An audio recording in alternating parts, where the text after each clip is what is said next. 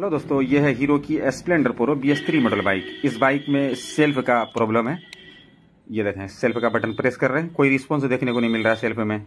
इसका मीटर में लाइट आ रहा है, देखें न्यूट्रल लाइट भी जल रहा है, इंडिकेटर हॉर्न वगैरह हर एक चीज़ काम कर रहा है। इसका सेल्फ काम नहीं कर रहा है। इसका मैग्नेट कवर को ओपन किए हैं, ये देखें मैग्नेट कवर से क्या निकला है। इंजन ऑयल के साथ साथ पानी भी निकला है। ये पानी जाने का रीजन होता है सिर्फ मैग्नेट कवर का पेकिंग के वजह से। पेकिंग अगर कट जाता है तो मैग्नेट कवर में 100% पानी चले जाएगा। ये देखें सेल्फ भी इसका डेड कर गया है, अब सेल्फ बनने का भी लायक नहीं है और काफ़ी दिन से सेल्फ बंद रहने के कारण ऐसा हुआ है। वीडियो को लाइक शेयर जरूर करें।